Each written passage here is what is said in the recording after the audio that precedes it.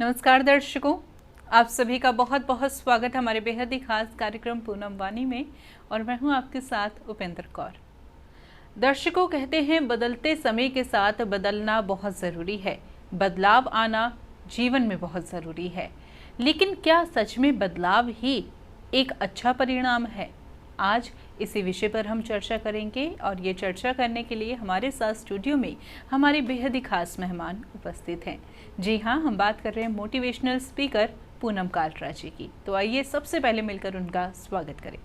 नमस्कार मैम, बहुत बहुत स्वागत है आपका।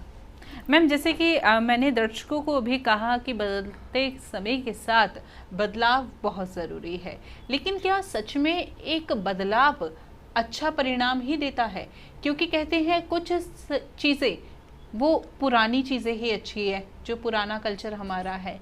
लेकिन आज के समय में अगर हम यंगस्टर्स की बात करें तो वो अपने जीवन में एक बदलाव देखना चाहते हैं। तो इस बारे में क्या कहना चाहेंगी आप? देखिए, हर इंसान बदलाव चाहता है और बदलाव होना भी चाहिए, क्योंकि आप सोचो कि जैसे हम आज से 50 साल पहले रहते थे, तो आज तो हम वैसे नहीं रह सकते ना। 50 साल में सोचो कितने चेंजेस हो गए। पहले 50 इयर्स पहले फैमिली में आपको पता है कि कितने लोग इकट्ठे रहते थे। अगर 3-4 ब्रदर्स हैं वो सब इकट्ठे रहते थे, उनकी वाइफ्स, उनके बच्चे, मतलब एक एक फैमिली में 40-40 लोग इकट्ठे रहते थे।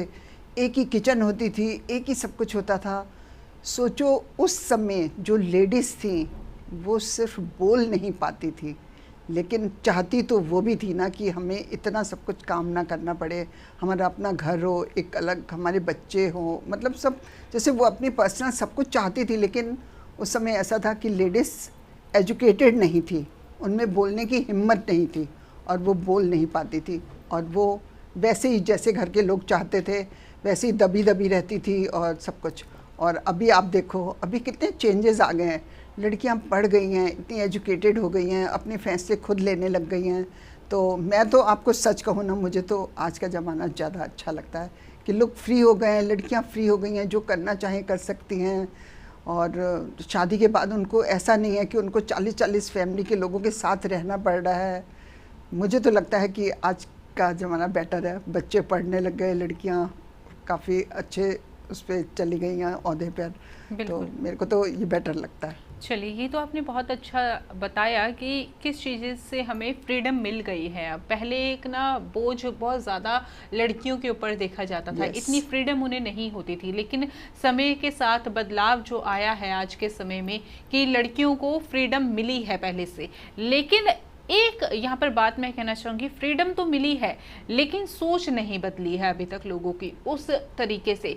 यानी कि मान लीजिए हस्बैंड भी जॉब कर रहे हैं और वाइफ भी जॉब कर रही है, लेकिन अगर घर पे वापस वो आएंगे तो उम्मीद वाइफ से ही की जाती है कि खाना बनाएगी, वो करेगी, घर का काम करेगी तो वो करेगी, हालांकि वो जॉब भी कर रही है। ऐसे ही मान लीजिए घर पे कोई मेहमान आता है ना, तो कोई जब हमारे घर पे आता है तो पानी सर्व करना होता है या कुछ मेहमानों की खातिरदारी, तो सीधा जो सबकी जो गर्दन घूमती है वो घर की महिला की तरफ घूमती है। ये पुरुषों से अपेक्षा नहीं की जाती है कि अगर कोई मेहमान आया तो वो उठ के जाके पानी लेकर आ सके। ये पता नहीं क्यों एक थोड़ी शर्म की बात महसूस की जाती है। तो बदलाव तो आया है लेकिन उस तरीके का बदलाव अभी भी नहीं आया है। तो इस बारे में आप क्या कहना चाहेगी कि ये सोच कितनी सही है और कितनी गलत?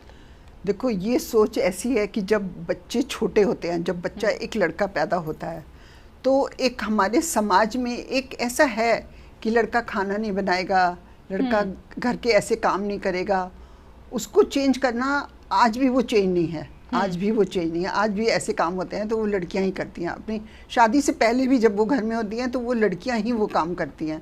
तो इसको चेंज करने में तो मदर्स का हाथ बहुत ज़्यादा होना चाहिए कि जब बच्चा छोटा है तो उसी समय उसको सिखाओ कि जैसे वो लड़की जो काम कर रही है वो लड़का भी वो काम करे, और लड़का जो काम करता है लड़की भी वो काम करे। जब ये हो जाएगा तो फिर चेंजेस आ जाएंगे। लेकिन अभी जैसे आप कहते हो कि लड़की जॉब करके आ रही है और वो घर का भी काम करे, कुछ ऐसा नहीं है। लड़कियां बहुत चेंज हो गई हैं, उनको अच्छी सैलरी मिल रही है, अच्छे उनकी इनकम अच्छी है, तो वो सब फैसिलिटी घर में आजकल वो रख लेती हैं, मेड्स रख लेती हैं, सर्वेंट्स रख लेती हैं, और उन्होंने अपनी लाइफ को अच्छा कर लिया। मैं तो बहुत जगह पर देखती हूँ कि जब वो अच्छी अर्निंग करती हैं, उनका हस्बैंड भी अच्छा काम करता है, तो और मैं घर के लोगों को भी देखती हूँ कि जैसे उनके इन लॉज है, उनकी मदर इन लॉ है, वो भी चेंज हो गई हैं।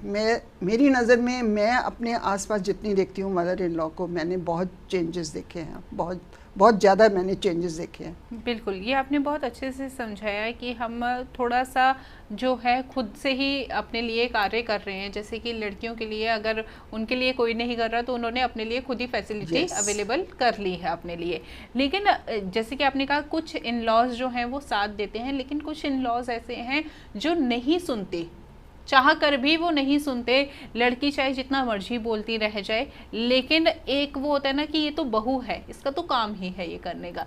तो ऐसे इन लॉज के लिए आप क्या उन्हें बोलना चाहेंगे जिनसे उनकी सोच में जो है परिवर्तन आए, कि अगर एक बहू घर पे आई है तो इसका मतलब ये नहीं कि उसी का ही जिम्मा है कि आपके घर का पूरा काम वही करे, जॉब करने के बावजूद भी, या अगर घर पर भी है तो भी? देखो, मैं हमेशा, मैंने पहले भी बहुत सारी स्पीचेस में और मैंने हमेशा डॉटर इन लॉ की साइड हमेशा मैंने ली है, और मुझे वो कभी गलत नहीं नज़र आती। मुझे गलत इसलिए नहीं नज़र आती, मैं आपको बताती हूँ क्यों। जब हम एक घर को चेंज करते हैं, हम एक किराए के मकान में रहते हैं, और हम जब घर को चेंज करते हैं हमें दूसरे घर में सेटल होने में टाइम लगता है। और एक लड़की की जब शादी होती है और वो अपने ससुराल आती है, सोचो उसका घर चेंज हो गया, उसका खाना चेंज हो गया, उसके माँ बाप चेंज हो गए, उसके भाई बहन चेंज हो गए, उसका इतना कुछ, उसका सब कुछ चेंज हो गया। तो उसकी मदर इन लॉ को उसको कम से कम 2 साल का टाइम देना चाहिए कि वो अपने घर में अच्छे से एडजस्ट हो पाए। ये नहीं कि वो आते ही, मतलब आते ही वो सब कुछ ऐसे कैसे कर सकती है कि सास ससुर को एकदम से माँ बाप समझने लग जाए, और मतलब ये सब कुछ कैसे हो सकता है। उसके घर के खाने डिफरेंट थे, ससुराल में आके उसको जो खाने बनते हैं वो खाने पड़ते हैं, वो सब चेंजेस, उसको भी तो टाइम चाहिए ना। तो मैं सबसे पहले कहूँगी कि मदर इन लॉ प्लीज़ अपने आप को चेंज कर लो। उस अपनी डॉटर इन लॉ की जगह आप सोच के देखो कि अगर आपकी बेटी हो तो आप क्या करो। तो मैं प्लीज़ सारी मदर इन लॉ को ये कहना चाहती हूँ कि अपने आप को चेंज कर लो, और उस डॉटर इन लॉ को आप बेटी की नज़र से मत देखो, एक इंसान के रूप में तो आप देख ही सकते हो ना कि वो कितना काम कर सकती है, कितना नहीं। और फिर उसके बाद में कहूँगी, मैं डॉटर इन लॉ को भी कहूँगी कि वो जितना काम कर सकती है उतना ही काम करे। वो सोचे ना कि अगर मेरे को ये सब कहा जा रहा है और मैं ना कैसे बोलूँ।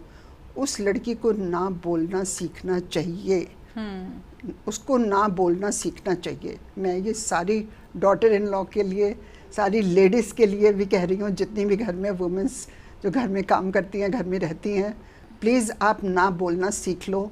जितना काम आप कर सकते हो आप उतना ही काम करो, जितना आप नहीं कर सकते आप मना कर दो कि मैं नहीं कर सकती। इसमें आपको कोई कुछ नहीं कहेगा।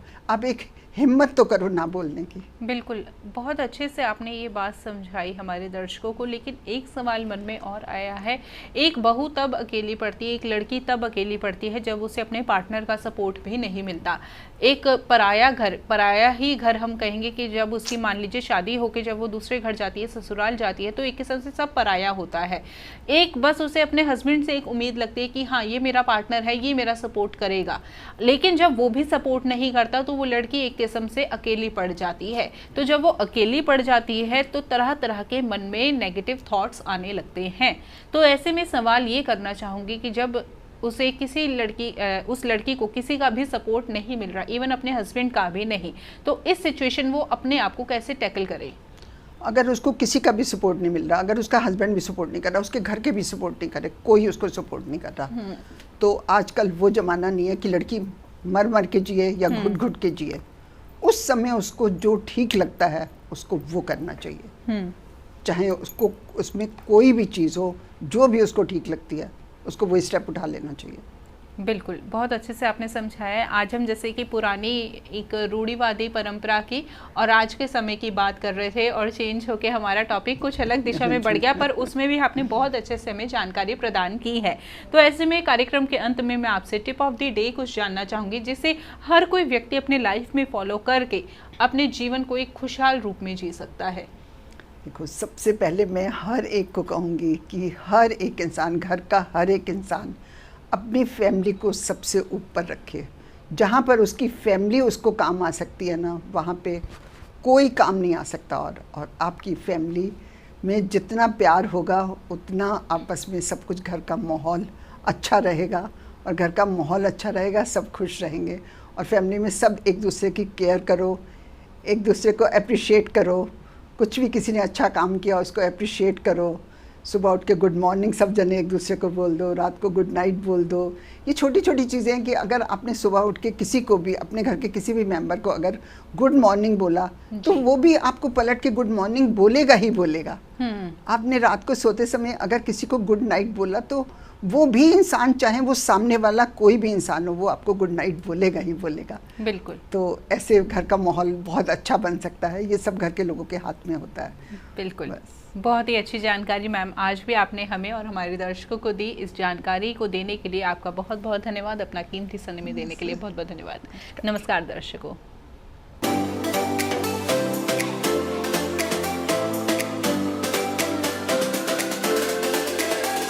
आप हमारे संतवाणी चैनल को सब्सक्राइब करें, वीडियो को लाइक करें, शेयर करें और हाँ, बेल आइकन पर क्लिक करना बिल्कुल ना भूलें ताकि हमारी किसी भी वीडियो की सूचना सबसे पहले आपको मिले।